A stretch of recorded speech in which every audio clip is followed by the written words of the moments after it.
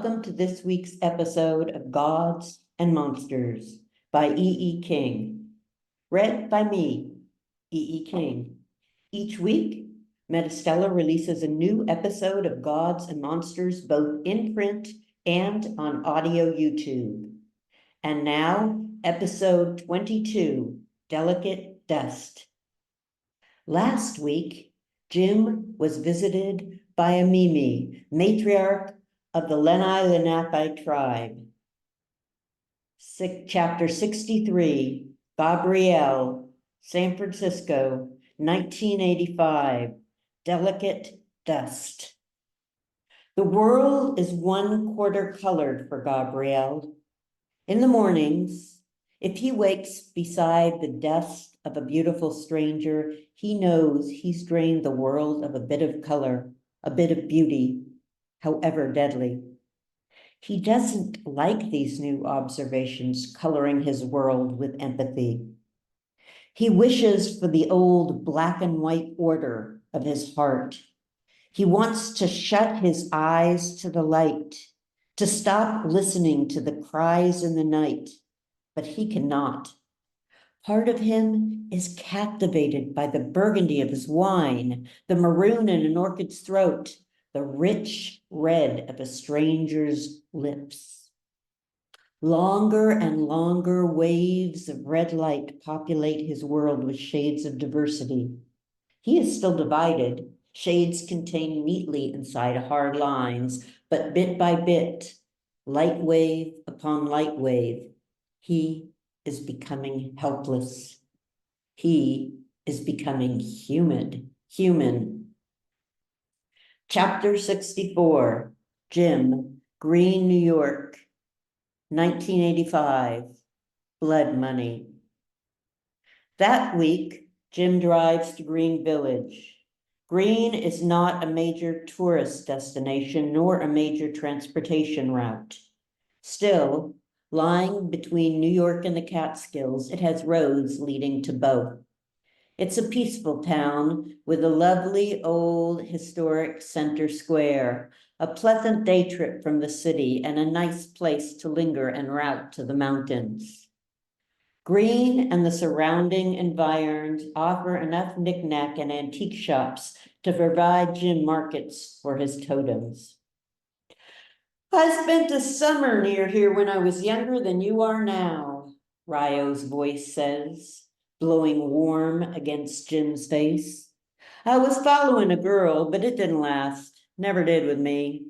Still, every adventure adds a page to the book of your life. I can tell you all about this place, the truth behind the stories and the stories behind the truth.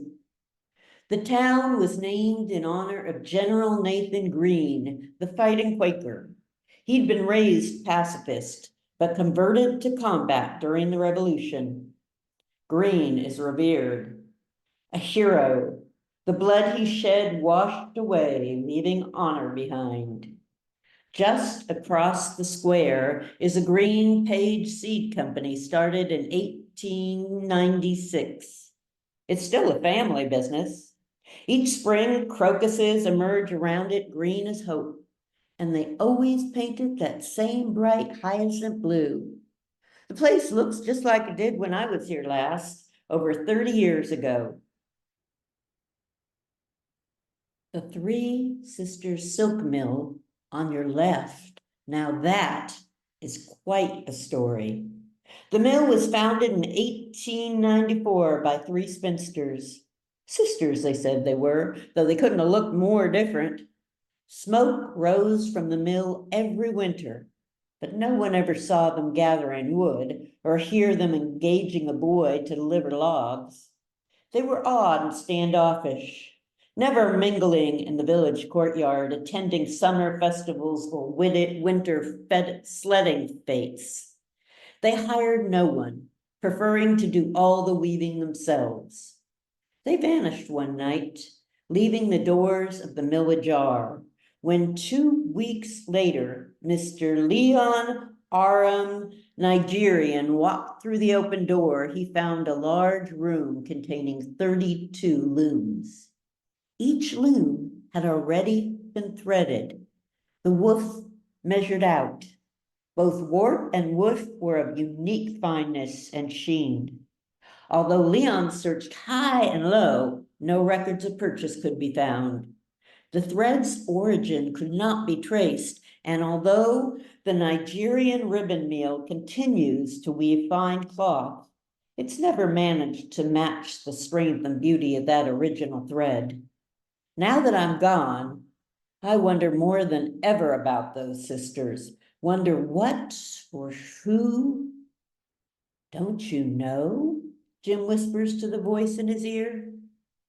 Being dead doesn't mean you know everything, Ryo says. In fact, there are things you could only know when you're alive.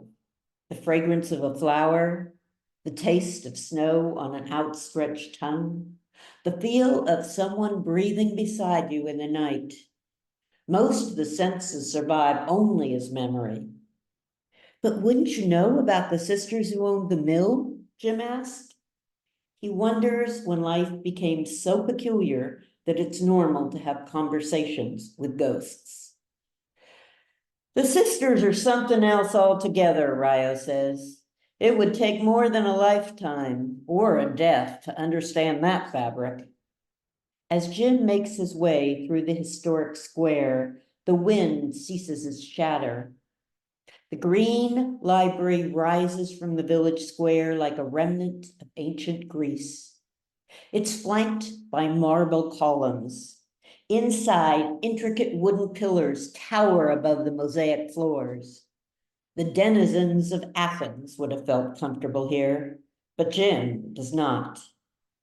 In 1901, Ryo says, Rachel Beckwith Moore purchased the land for the library where it now stands.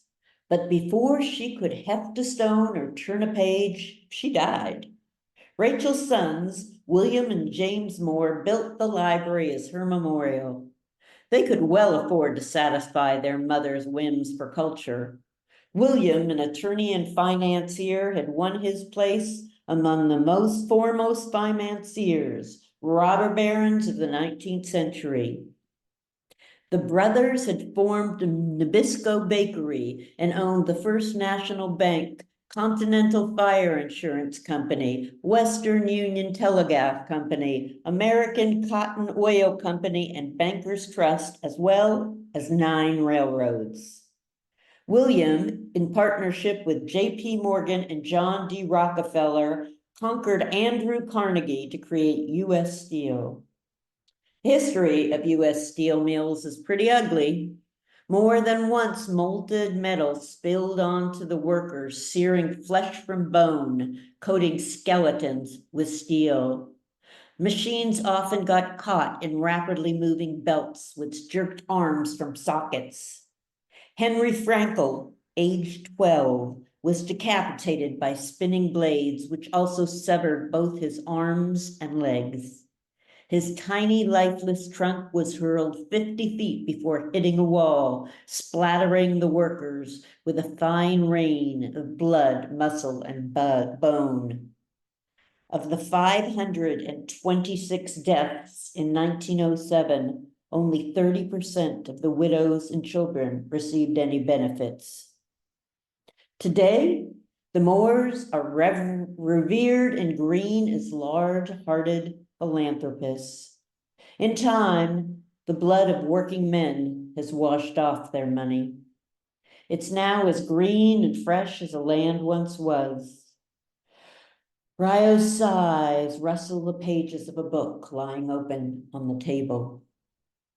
No Moore has ever visited the library. No one has told them that on warm summer nights, the temperature often drops below 0, causing books to freeze and wooden pillars to crack. No one talks of the shadows that wander at night.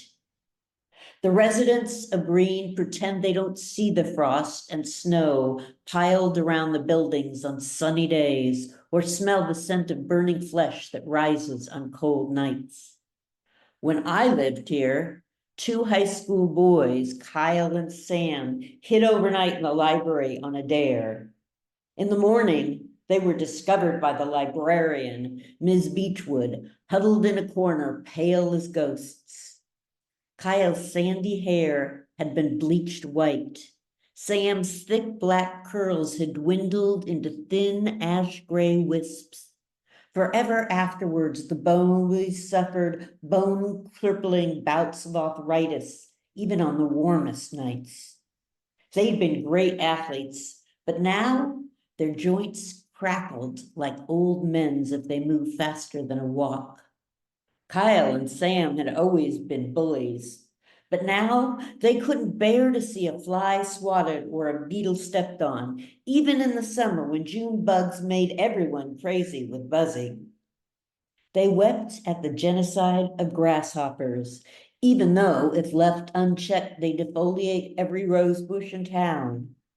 When the school got infested with large brown spiders whose bites were deadlier than poison nightshade, Kyle and Sam tenderly cajoled them into cups, jars, and baseball hats and walked 3 miles into the woods before releasing them. They covered lamps with the jackets of their best Sunday suits so that night insects wouldn't fly into them.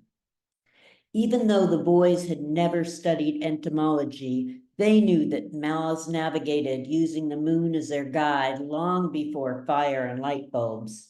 They knew that the bugs never expected to reach the light in the darkness. They never anticipated that the light would burn. Kyle and Sam didn't mind the dark, but they shivered constantly, even on the hottest of days of summer. And when they read history, tears ran down their cheeks unchecked. The past can hit you that way when it becomes real. Our salvation is that it so rarely does. I wonder what ever happened to those boys. Ryo's voice fades into the page of the wrestling books. Chapter 65, Gabrielle, San Francisco, 1985. Yellow. Gabrielle has made a delivery to the sisters. He both longs for and dreads the land of dreams he knows will follow. When he goes home, he does something he's never done before. He drinks coffee at night. Gabrielle is a creature of routine, constant and unchanging. He has coffee in the morning and wine at night. But now he dreads the night. Now he knows fear. Now he feels regret. That night in his dreams, he hears a man screaming and sees him falling, drained and lifeless, onto a golden field. A boy is running through the field, his hair the color of foxtails, his mouth open in a silent scream. In the morning, the light of the sun, which has always been white, is yellow. He sees the color of a golden field, the color of mortality. On his window, the prism teeth shoot arcs of red and yellow around his room, tinting it in hues of blood and sunshine. Thank you for joining us. Next week, in the night shadows of the trees, shunning the moonlight, a man waits. It is Christian, taller than Jim remembers. He is nearly naked, covered only by a wolf skin. In the night, his eyes glow red. As Jim looks at him, unable to turn away, something dark slips beneath Jim's fingernails, flowing like a shadow into his blood. Thank you for listening. See you next week.